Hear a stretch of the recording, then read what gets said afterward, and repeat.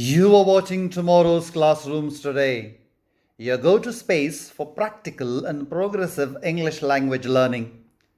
This tutorial is a comprehensive guide to teaching and learning clauses. This is ideal for teachers planning lessons and students seeking to express themselves structurally. Here are our learning goals. You will identify, explain, apply, analyze, evaluate, and create using different types of clauses. By the end, you will confidently use clauses to enhance meaning in your writing. Before diving into clauses, let's clarify building blocks. First of all, coordination in sentence structure. Coordination joins two independent clauses of equal importance.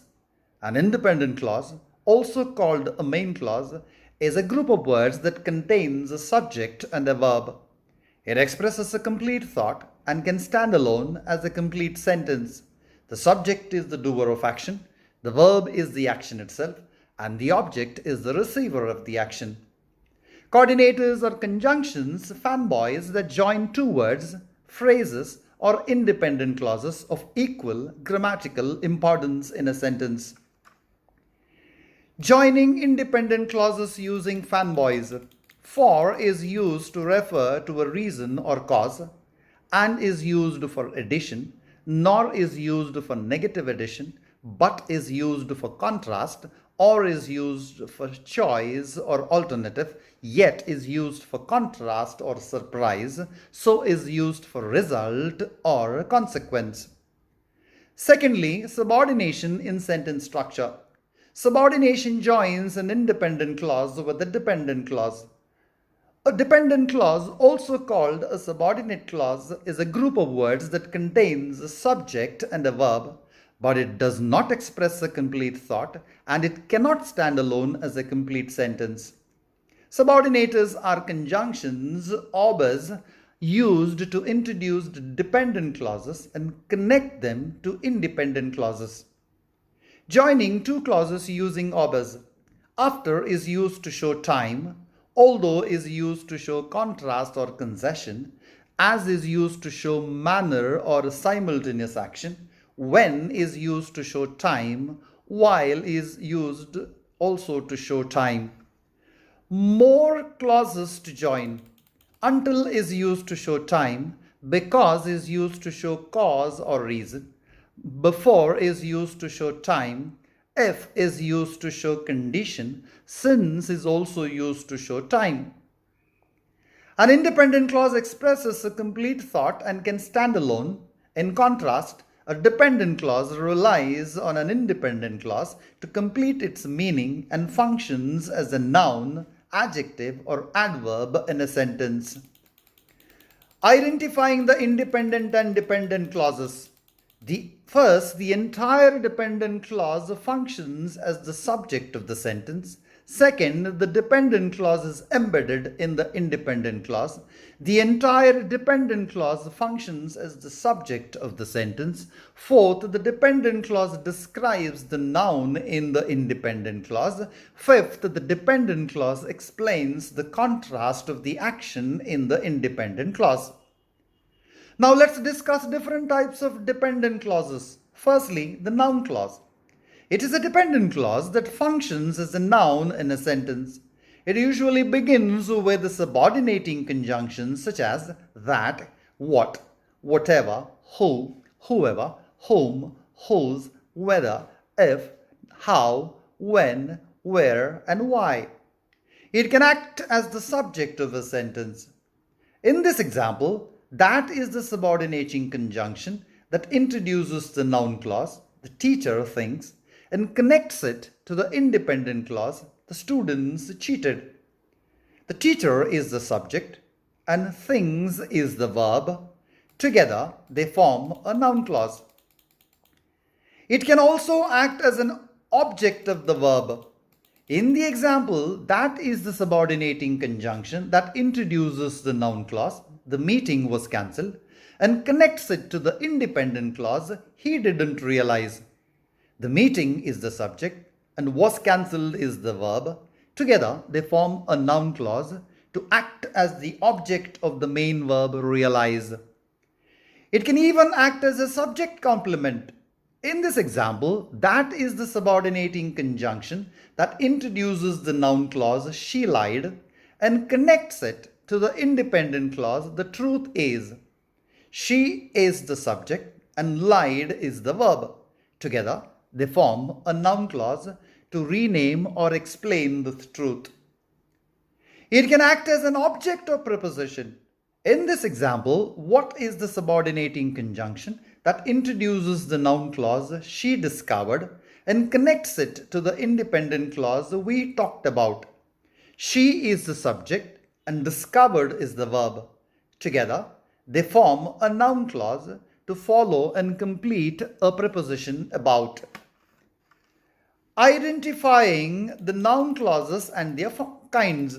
First, the noun clause functions as the subject of the sentence. Second, the noun clause acts as the object of the main verb explained. Third, the noun clause completes the meaning of the subject, her belief. Fourth, the noun clause functions as the object of the preposition about. Secondly, the adjective clause. It is a dependent clause that functions as an adjective in a sentence. It usually begins with the relative pronoun who, whom, whose, which, that, or a relative adverb when, where, why. Therefore, it is also called a relative clause. It can be defining, restrictive, or essential to the sentence to identify the noun, hence no commas. In this example, who is the subordinating conjunction that introduces the adjective clause and embeds in two parts of the independent clause my sister writes books. The subject is optional when the relative pronoun acts as the subject itself. Has retired is the verb. Together, they form an adjective clause to modify the noun sister. It can be non-defining, non-restrictive, or non-essential to the sentence because it adds extra info, hence set off by commas. In this example, who is the subordinating conjunction that introduces the adjective clause and embeds in two parts of the independent clause my sister writes books. The subject is optional when the relative pronoun acts as the subject itself. Has retired is the verb. Together, they form an adjective clause to modify the noun sister. It can also act as the object of the verb. In this example, whom is the subordinating conjunction that introduces the adjective clause I respect and connects it to the independent clause teachers are people. I is the subject and respect is the verb. Together, they form an adjective clause to act as the object of the main verb are. Identifying adjective clauses and their function. First, the adjective clause defines which student you are referring to. It's essential to the meaning. If you remove it, the sentence becomes too general. It directly follows and modifies the noun student. Second, the adjective clause gives additional information, but it's not essential to identify my sister. It is set off by commas, which is a key marker of non-defining adjective clauses. If you remove the clause, the main sentence still makes sense. My sister teaches ballet. The adjective clause modifies the noun book, providing essential identifying information in sentence 3. The noun book is the object of the main verb remember. It is also called a relative clause because it begins with the relative pronoun or a relative adverb. Thirdly, the adverbial clause. It is a dependent clause that functions as an adverb in a sentence. It usually answers questions like why, where, when, and how. It can act as an adverb of cause. In this example, because is the subordinating conjunction that introduces the adverbial clause. She was yelling and connects it to the independent clause she was upset. She is the subject and was yelling is the verb. Together, they form the adverbial clause, modifying the main verb was upset, explaining why the action happens. It can act as an adverb of place. In this example, where is the subordinating conjunction that introduces the adverbial clause, the breeze blew, and connects it to the independent clause, we sat. The breeze is the subject and blew is the verb.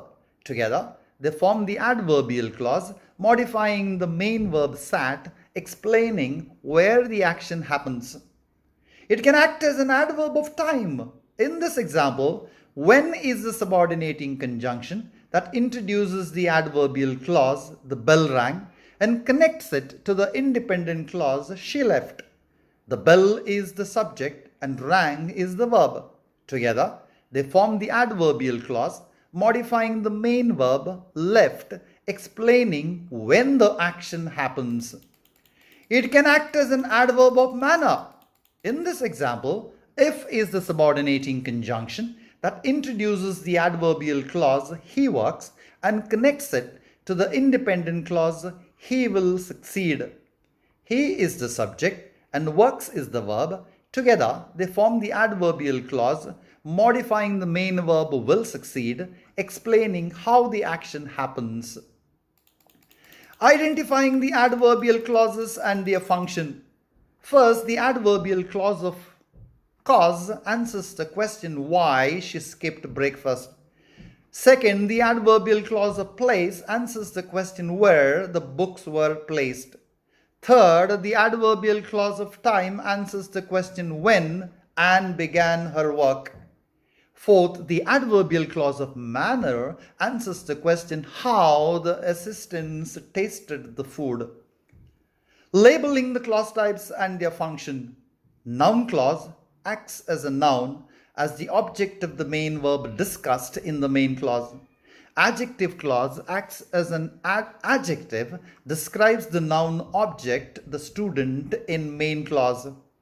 Adverbial clause acts as an adverb, modifies the main verb cancelled in the main clause. Completing the sentences by changing or answering the questions. The noun clause functions as the object of the main verb wants to know. The adjective clause describes the noun object, the book. The adverbial clause modifies the main verb cried. Identifying and correcting the misplaced modifiers. A misplaced modifier is a clause that is misplaced or improperly separated from the thing it modifies. The noun clause is the misplaced modifier, which should be made the subject of the sentence, making the sentence sound clear. The adjective clause is the misplaced modifier, making it sound like the librarian is overdue. It's the book that is overdue. The sentence contains an ambiguous adverbial clause. It's unclear whether he refers to the father or the son. Identifying and correcting the dangling modifier. A dangling modifier is a clause that is not clearly related to the word or words it modifies. That is, the subject of the modifier is not clearly stated. First, the noun clause is the dangling modifier because the sentence lacks a clear subject. Who was hoping? Actually, Eve was hoping. Secondly, the adjective clause is the dangling modifier. The modifier is meant to describe characters, not readers. The adverbial clause is the dangling modifier. The sentence implies the dog was driving. Actually, Leo was driving. Let's now synthesize everything. Demonstrate your knowledge and understanding of clauses by attempting one of the writing tasks. That's it for now. Thanks for joining this journey into the world of clauses. Don't forget to subscribe, like, and share. Comment below with your questions and insights. Let's keep learning together.